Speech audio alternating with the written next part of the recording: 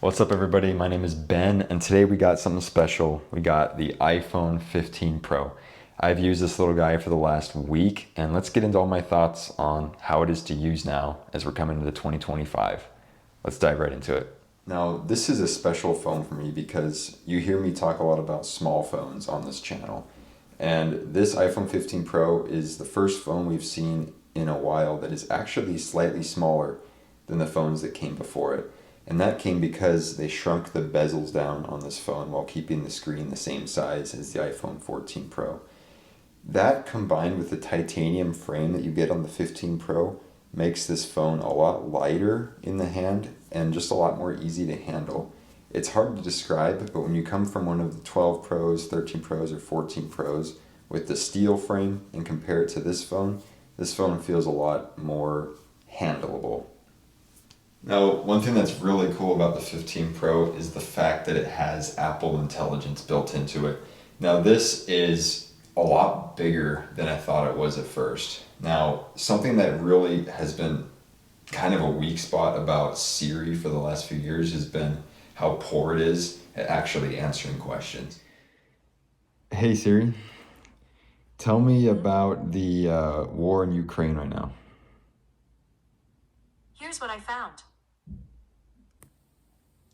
Hey Siri, tell me about the war in Ukraine right now.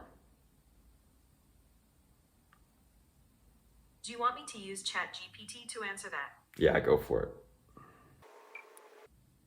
Okay, can you read it to me, please? Well, it at least showed me something. Kind of wanted to hear it, but that worked. This 15 Pro is a really good place to be when it comes to being part of that future of those improvements that are powered by AI to the entire experience of iOS in general. But what about the phone itself? Now, I love the design of this phone. As I mentioned, it has that titanium frame, but it also has some curving around the edges that make it far more comfortable to hold. Now, I know that most of you are just going to put a case on the phone, but to hold this phone caseless is super nice. Another huge improvement about this phone that's unseen but vastly improved from the 14 Pro before it is how to take apart the phone, you pull off the back of it and you can replace the battery far easier. This means that in addition to those battery replacements, the back glass replacements for if you crack the back of this are a lot cheaper on this phone than previous Pro iPhones. Outside of that, the only real hardware differences of this phone compared to the 14 Pro and older iPhones before it is those smaller bezels that I mentioned earlier and a screen that gets very, very bright.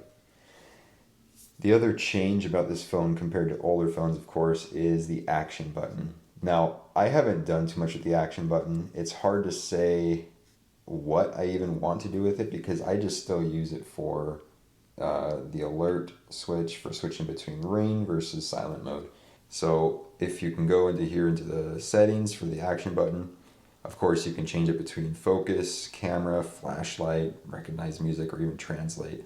And there's all sorts of other shortcuts you can set up as well in the Shortcuts app. So there's just an infinite number of possibilities with what you can program this action button to.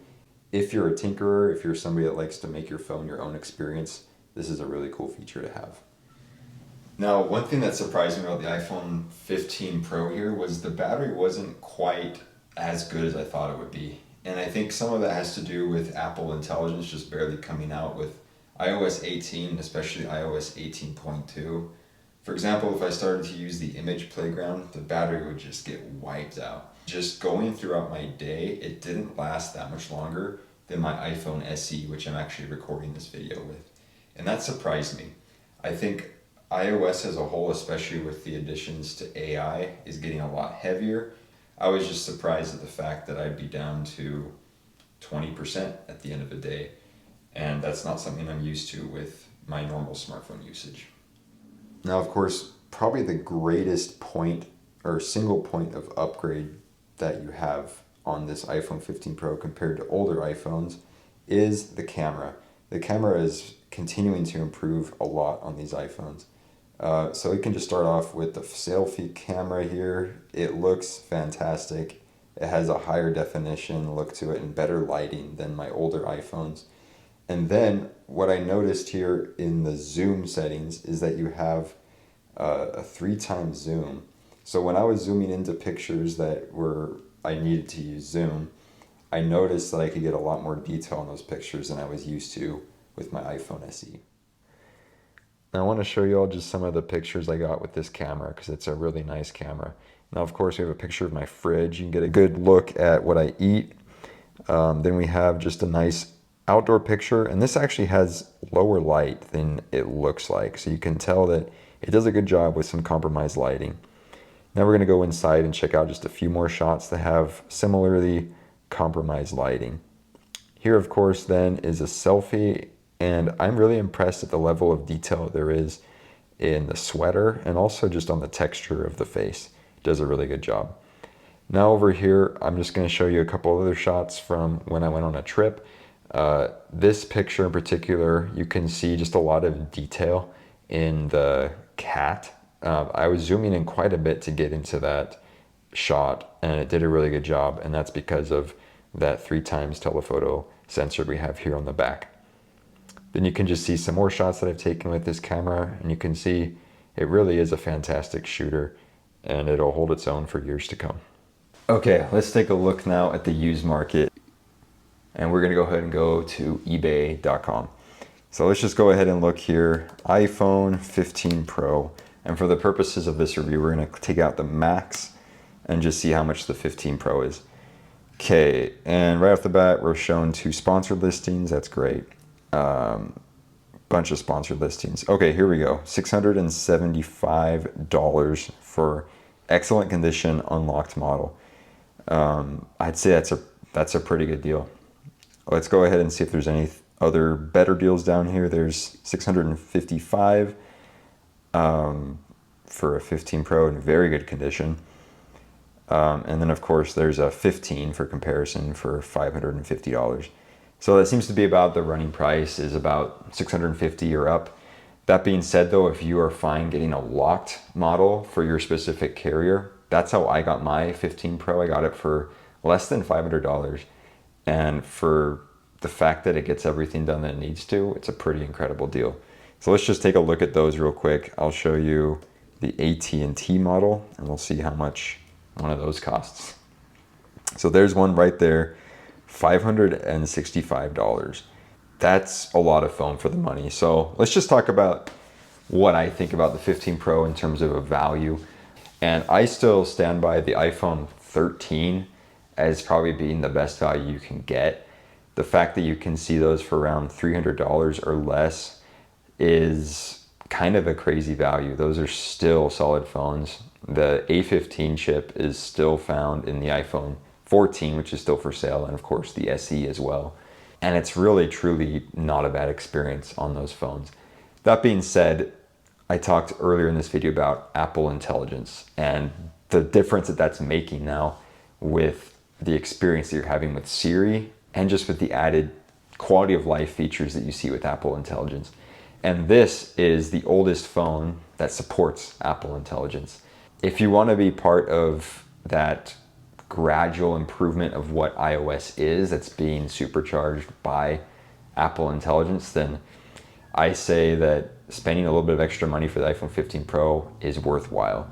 I definitely think if you're comparing it to an older Pro iPhone, if you're looking at 13 Pros or even 14 Pros, those are still $400 to $500. And I would say, given Apple Intelligence and just the fact you're getting a newer iPhone, I think it makes a good case to get the 15 Pro instead for about $650 to just have that newer iPhone with less battery cycles and the benefits of Apple Intelligence. But all that being said, I think this design is probably the best that we've seen in an iPhone in a few years. It comes down to those rounded corners, not exactly rounded corners, but the fact that it's not a sharp stainless steel edge going into your palm constantly. And then, like I mentioned earlier, just the way that it's slightly smaller and definitely lighter than previous Pro iPhones makes this a really nice phone to handle in a way that I haven't been able to say for the last couple of years for Pro iPhones. So I think this is going to be a sweet spot, being the oldest Pro iPhone to support Apple Intelligence and the fact that it's a good size. I think this is going to be a sweet spot for a few years. So please let me know down below all of your thoughts on the iPhone 15 Pro. I'm curious if you have the same opinion about this phone as I do. And let me know if you disagree about anything. I'd love to hear any sort of constructive feedback you have down below in the comments. So thank you so much. I appreciate you checking me out, checking the channel out, that is, and just being here to support and check out the channel. So let me know down below all of your thoughts. Appreciate y'all. We'll see you in the next one. Bye.